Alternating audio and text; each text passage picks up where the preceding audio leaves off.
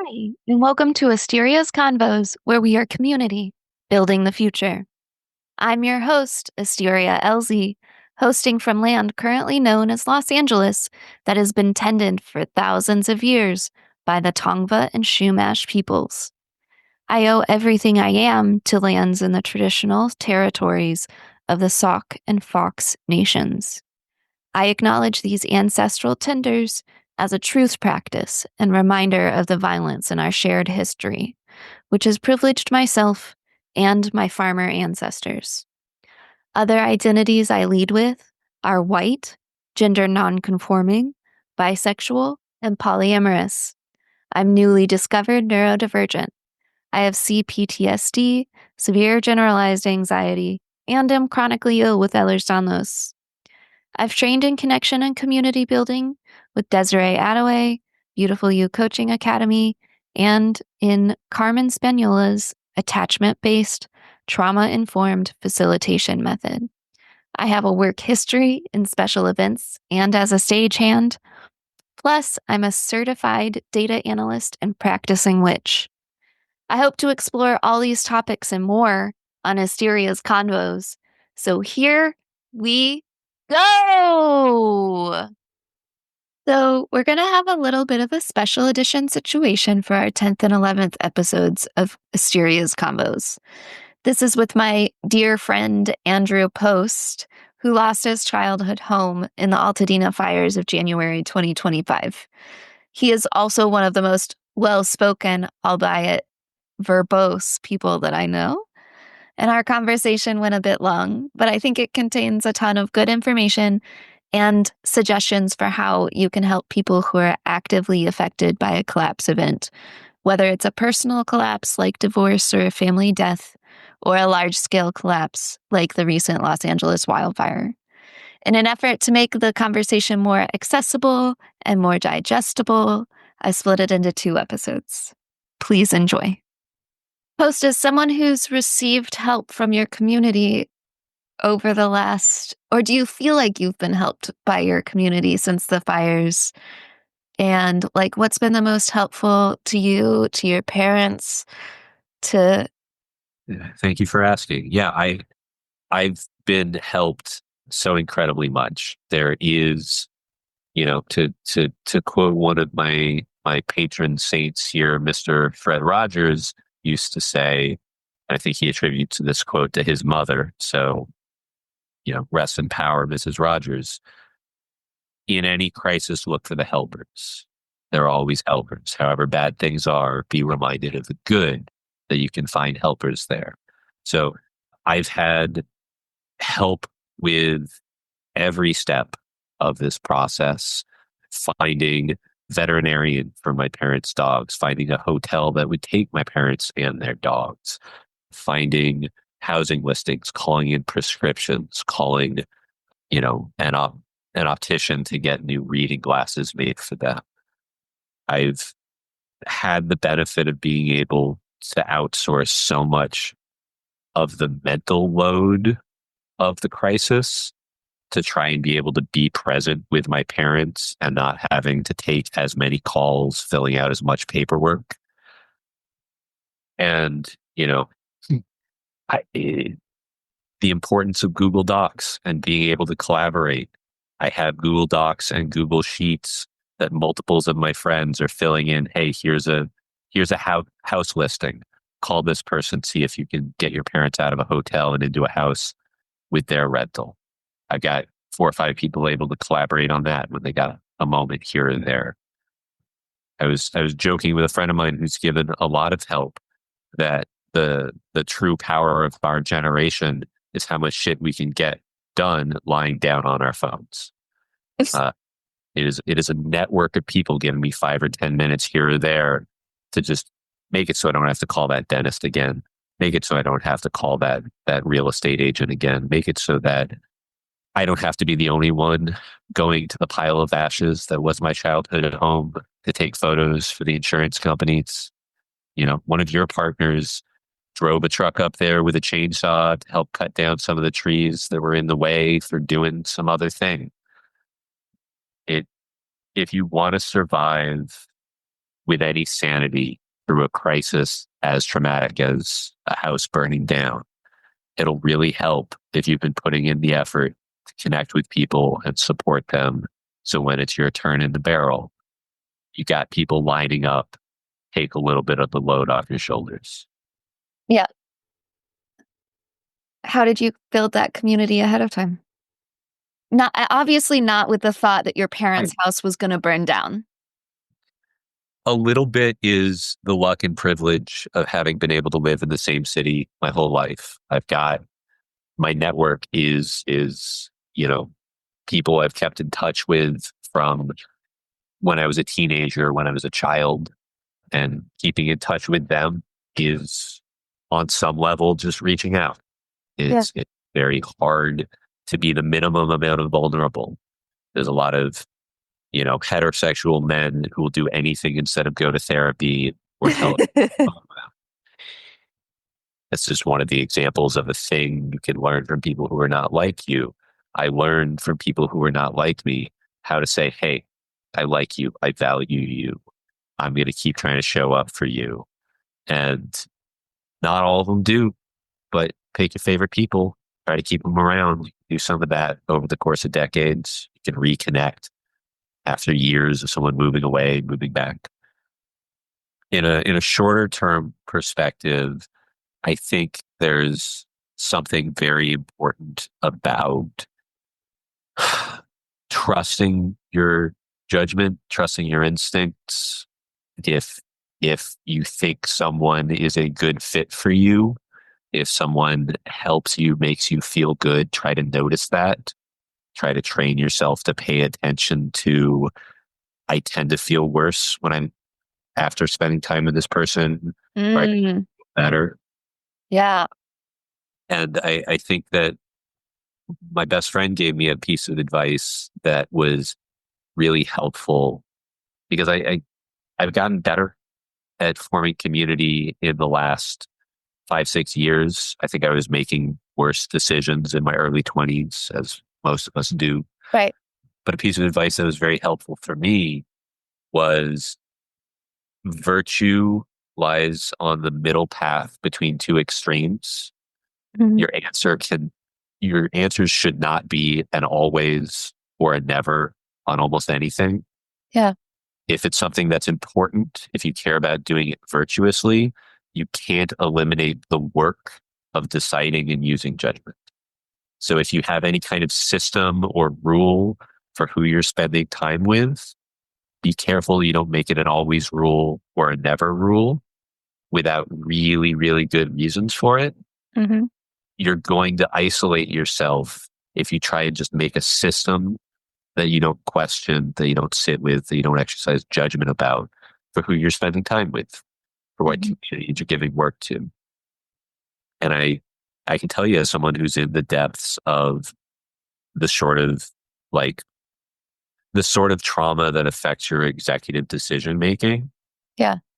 I can recognize that right now I am not making the best decisions. I am not making the largest scale long-term choices. I'm day to day right now. Yeah. And giving myself the grace of, this is one of those times where I'm not going to try and make big choices. I'm not going to try and make big changes to my community. I'm going to trust the decisions I made before. And now is a time where I can't do as much reflection. Mm-hmm. That's okay too. The always and never applies to when you do the work, questioning your always and nevers. Maybe now's not it either. Yeah. Have we addressed how you're building community thoroughly in the way you wanted to? Great question. I will, I guess, touch very briefly on the third bucket on how I'm building community, which is right now I'm not doing much work. I'm receiving a lot of help about the rebuilding Altadena. Mm-hmm. I am moved by how much community building I see others doing for the benefit of Altadena. I'm seeing Altadena literally emblazoned on hoodies and sweatshirts and t-shirts as people are, very publicly trying to signal there's a community I care about and I'm invested in. And Yeah. that's strange for me as someone who grew up in a town that was only famous for Altadena milk. The only place I ever saw that logo was on a milk carton. Now it's on the side of vehicles. Now it's on people's chests. Now it's a tattoo. I Uh, was talking with you. My first job in LA was in Altadena at a mausoleum. And I would tell people that the mausoleum in Altadena. And they had no idea where Altadena was. And then all of a sudden that switched right. where I would be like, oh, yeah, the fire in Pasadena. And people are like, oh, you mean Altadena? Yeah. Yeah. It's never been a neighborhood that was known, especially being just up the hill from where the Rose Bowl and Rose Parade happened. Yep. Like, I'll be honest, as a kid growing up here, I thought every town had a New Year's Eve parade. And I was shocked when I found out, no, it's kind of just Pasadena. Yeah. There's a few others, but people in Australia watch the Rose Parade, Yes. their hometowns. I didn't know that. Pasadena has always been very famous. Pasadena is a city. They have a city council. They have a mayor. Altadena is unincorporated Los Angeles County. It has never succeeded at politically organizing as a community, as Mhm. a community that has voice and representatives at a local stage. And I'm very excited to see if this crisis, this tragedy that has destroyed about half of Altadena physically, is going to be the kernel of a movement to get the character and historic nature of Altadena as a neighborhood officially recognized as a group of people with political voice. Yeah. It's a historically Black neighborhood for almost a century. Yeah. And I think that's important to recognize, along with the idea of why it's still unincorporated, that it's mostly a community of Black people, Yeah. and they've avoided the redlining situation, maybe partially because it's unincorporated. Is that accurate? That is a really interesting question. I have wondered similar things as I've been grappling with how few Altadena residents had fire insurance, had homeowners insurance. Yes. So a big part of that is because most of those homes were bought by the parents or grandparents of the current residents, the now displaced residents. And they would have bought the house back when companies that were operating as insurance companies at the time would not offer insurance to a Black family. Yeah. You know, my parents' insurance agent was telling me a story about how when he started working there back in the 70s, they still wouldn't hire Jewish employees. Like my childhood neighborhood is absolutely shaped by the institutional legacy of racism in terms of who's getting money for the house that burned down or not. And you could make an argument that they, there were people who had an opportunity in the last decade or two to buy insurance. And that's also kind of untrue because there's really deep problems with how California is and is not allowed to offer insurance and at what price they're able to sell it. And it gets Well, and really, a lot of people lost their insurance in December. yes, there was a very big fire several years ago, the Woolsey fire, I think 2019. That was the worst fire in California history. Tens of thousands of homes, at least thousands of homes lost. And there was a 3-year moratorium on canceling any insurance policies because after the insurance companies take a big hit and paid out billions of dollars in losses, they probably wanted to reduce their risk of another fire. And they were legally forbidden from doing so for a period of time. And during that period of time, clearly, whatever problems needed to be solved for insurance companies to operate freely in California, that wasn't adequately resolved. Mhm. And so as soon as that 3-year period was up, 2019 to 2022, the moratorium ended and people's insurance started getting canceled because these insurance companies were looking at who all around the world is paying us insurance premiums every month And where are we at the greatest risk of losing more money than we're collecting? And the answer was repeatedly California. So over and over again, 2023, 2024, people who had had insurance for decades were told, we're not renewing your policy. Hmm. And their only options for where to get insurance would have been 4 or 5 times more expensive. And almost nobody chose that. Hmm. Uh, most people chose what was called the California Fair Plan, which is, a program that was really well intentioned, but like so many social safety nets operated by the government, it's underfunded and overextended. Yeah. The plan was designed for a cabin up in the woods with some weird high amount of risk. And then you've got people in Alhambra who are 20 miles from the nearest forest who have this fair plan because they couldn't buy insurance for what's supposed to be a lower risk house. Yeah. And the best summary I've got of the problem of how we got here, and again, I'm not an expert on this either.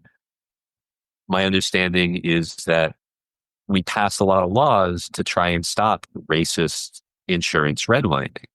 We passed a lot of laws in the 60s and 70s to make it so that insurance companies are not allowed to charge you more than they charge me if we live in the same neighborhood, Hmm. because we're doing it for racist reasons, like Right. openly racist reasons. Yeah.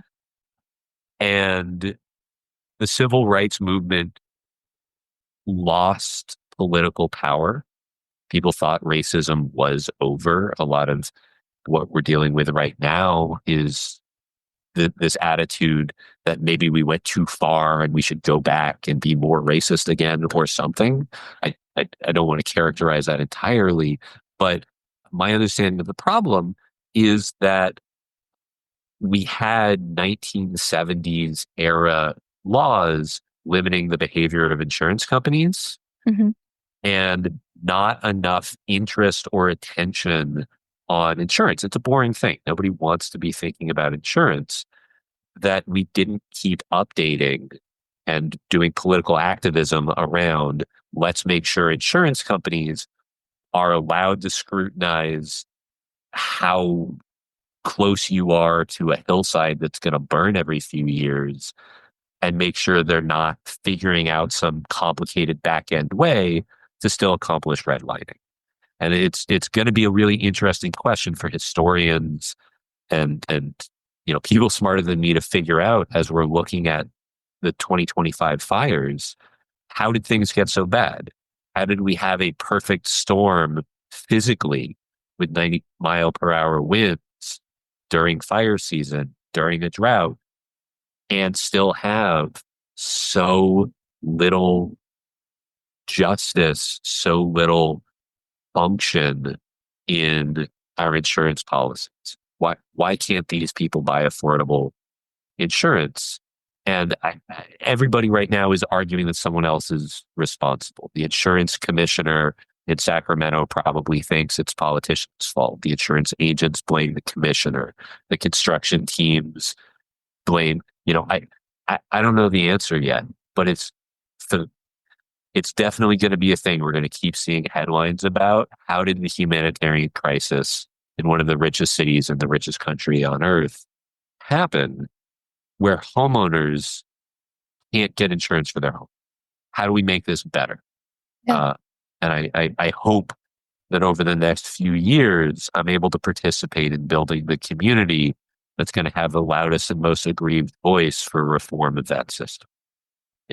Build back Altadena doesn't just mean let's help a couple of thousand people who lost their homes.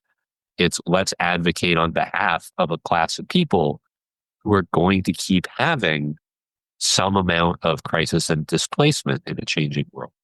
And how do we make that system less vicious? And how do we make that system a little less dog eat dog?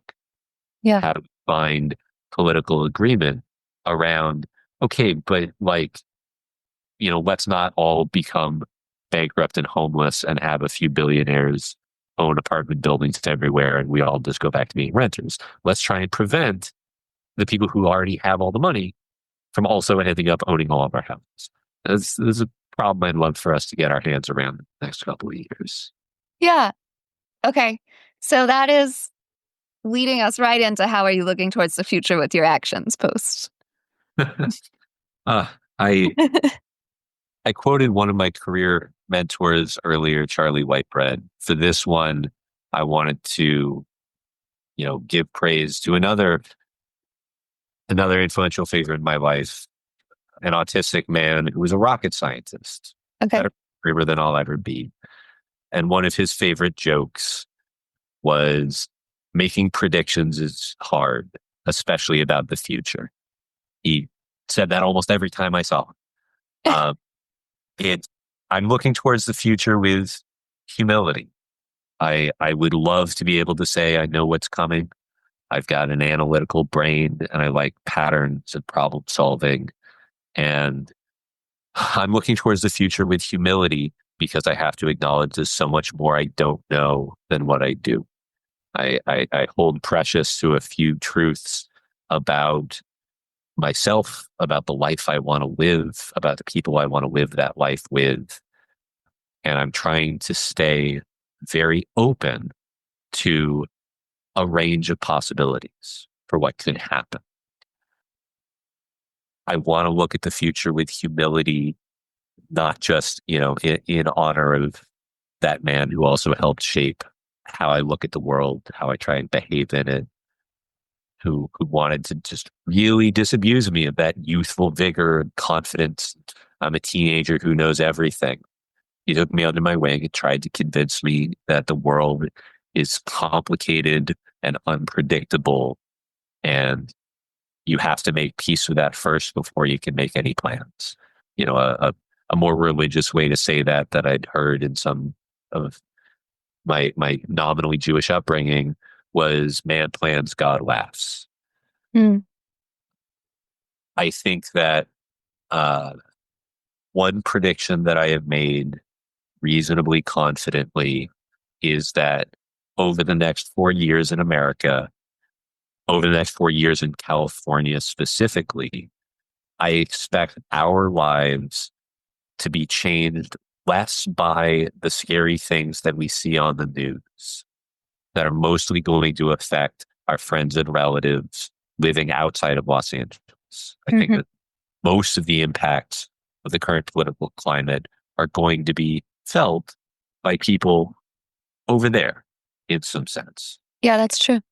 And the main thing we're going to notice here is an emboldening of vicious people. I think that people who are inclined towards viciousness by circumstance or personal proclivity are going to be a little bolder about lying, a little bolder about manipulation, because it's culturally a little bit in vogue. It is a set of beliefs that has the national spotlight in a slightly different way right now. Yeah. I think that means that communities that have stability and have people who are helping each other have to prepare for an increase in need in the wider community Mm-hmm. and an increase in efforts by people inclined towards viciousness or people questioning whether viciousness will advantage them in the next, several months or years. You need to prepare to make fault tolerant systems. You need to prepare conflict de-escalation schemes that are hardened against abuse. I'm looking a lot at the way that Boy Scouts and Girl Scouts of America tried to go from being an organization that had a great deal of abuse with a lot of, really tragic stories of victimization into a playbook for how to make your charity organization, your volunteer organization, able to catch and deter and repel viciousness, Mm-hmm. prevent your organization from being co-opted by people who are looking for power's sake. Right. And it's a weird and counterintuitive thing. It is, I think, the flip side of the coin of building community by providing good. is trying to defend that community against bad actors. And I'm very empathetic to the people who want to protect their community by prejudicially assuming viciousness from people who don't look like them. It's Mm. it's a weird thing to say on a podcast like this, but I empathize with racists for how desperately they want to protect their community and would love for there to be a simple answer like the color of your skin or your accent or your religion to separate the good from the bad. I understand the motivation. Right. That reminds me of how some of the people in my family, when I tried to express to them in 2016 how scared I was about the rise in hate crimes and viciousness, and me being a gay person living in Missouri at that time, it was scary and sad and such. And I tried to tell them about hate crimes, and they were like, oh, well, those people must have done something bad. They must have done something to deserve that action. And it's a real put your head in the sands kind of feeling of Yeah. like, there has to be a reason there has to be a reason for bad things to happen, which I totally empathize with the need to feel that. Right. Right. They're soothing themselves by believing that bad things don't happen to good people. Yes.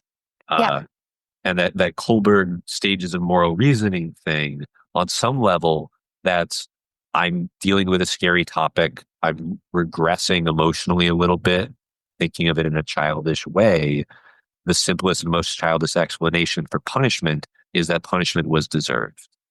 That's Mhm. no such thing. There's no such, if you were punished, you must have done something wrong, is most of our lived experiences at the age of 3, hopefully, Yeah.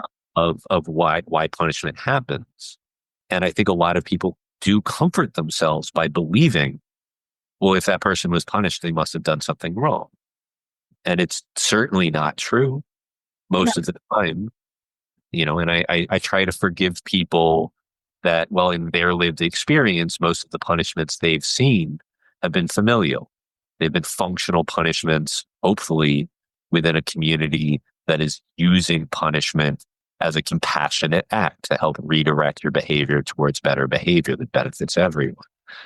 They're really, really tragically ignorant of how, well, that's not kind of how our society uses punishment. Like historically, how 350 million people treat each other and when they use punishment has very little to do with helping the person being punished. So the mental leap of punishments I've seen, that must be true also of a hate crime in Missouri against a queer person. There's a lot to unpack in that ignorance. There's a lot of sticking their head in the sand because it's uncomfortable to ask these questions. I think that if you want to move forward towards the future, like you have to get somehow comfortable being uncomfortable, comfortable questioning things, comfortable with the idea that, like, that you're racist. Like, you grow up a white person in a society that's based on white supremacy. And so there's going to be racist factors that you need to think about and recorrect in your brain, even if we want to feel like we solved racism and during the civil rights movement. That would be great. But the structures are systemic. The advocacy that I think you and I are doing right here, right now, and in other places throughout our life is to try to help people do that work to recognize both their privileges and ignorances, their participation in systemic inequality. I my the message that I wanted to bring is that this isn't a thing that we're doing for other people who are being oppressed. This is a thing we're doing for ourselves as people who are part of an oppressive system. Yes. That Black Love Matters splinter group of that movement was really trying to say you should learn about racism and you should learn about the power structures and you should learn about diversity, equity, and inclusion, because these are things that really benefit you too. Hmm. There are incredible tragic burdens to even being the winner in a vicious economic system. Yes, because you've often lost any ability to connect with people so that you can be the winner in a vicious economic system. Right. I would fundamentally, truly rather be able to connect with more people and learn from their lived experiences. It benefits me, even if I were being selfish, even if I were incapable of actual empathy. I think there is a message that is widely applicable for all people that I promise you there is something here. Those of us who care about this aren't just trying to trick you into letting someone else win while you slit your own throat and lose. We're trying to say everybody is better off if we engage with decades of research on how our lived experiences inform one another's choices. If you don't want to end up isolated and alone and scared of your neighbors, learn about Black love, learn about autistic love, learn about how other people are able to connect with each other through hardship.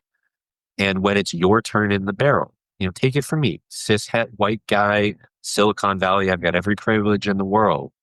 Right now, I'm the one who is in crisis through no fault of my own. My parents had insurance. Things are going as well as possible for me and Mhm. my family. And this would be a deeply depressing experience. And I would be, in actual meaningful psychological danger if I'd been living my life as a tech bro in isolation, without friends, without support network. These things are going to happen to you in your life. And it benefits you to engage with and care about how do we treat people who are struggling in our society before you become. Yeah, that's an incredibly important point. What are you here to promote, Puss? I want to promote that specific type of charity and an ideology of charity that we touched on briefly earlier, which was don't start an organization and a charity and try and tackle some big complicated mission in the world. There are plenty of charities. If you Mhm. support one, please by all means continue doing so. The biggest difference that you can make for somebody in need is to give to that person in need. Yeah, If you give a homeless person housing, all the other parts of their life get better faster than if you make them participate in a project. If you want to donate to the victims of the LA fire, I have literally no idea how the LA Fire Aid concert by Katy Perry that raised $100 million. I have literally no idea how that $100 million is going to get paid out to who. There's going to be some grant process. There's no details on that right now. $100 million was given by people around the world without a ton of accountability. And we're believing in the good faith of Katy Perry's publicist team to have done the work to figure out if that charity is going to do anything. I have no idea. I don't mean to criticize them specifically. I'm saying I don't know anyone who's getting that money. And if you're struggling to find a way to help a cause, if you're not sure how the money is actually going to the people in need, reconsider and look for something where you're close enough that you can find an actual person who actually needs the help. yeah, Give locally, give directly to people, give what you can. I think that's the model of charity that works. That's what I'm here to promote. yeah. And for anyone who knows me personally who hears this, I am open to accepting help with decision making and problem solving. Me and my parents are financially well. Please don't send me money specifically. There are so many other people more in need than me and my parents. That's such a good and fair point to make. Also, I'm reminded of thing I talk about often, which is that my grandparents were very good community builders. We had space called it's on our farm on the corner of it. It's Liberty Community Center. And my grandmother was the kind of person that took food to people in crisis or dropped by to help with things like that. And there's a lot of things you can do that aren't necessarily sending money to people that will help people in crisis, like how I've helped you with prescription calls or Getting a guitar for my dad. picking up a guitar for your dad. And then there were a ton of people in the Buy Nothing groups that were like, yeah, I'm happy to help with asks for the fire victims. And yeah, directly connecting with people who need the help. It's mutual aid if you use the buzzword for it. Yes. And Be close enough to the problem that you can ask what will make a difference and try to believe the people who answer. yeah, They might need help with phone calls. They might need help with a spreadsheet. They might yeah, need help with any sort of decision making. yeah. Also, one more story. In the Appalachia ages ago, the government workers who went there noticed kids didn't have any shoes or weren't wearing any shoes. Kids did not wear shoes. They didn't wear shoes to school. They didn't wear shoes all over town.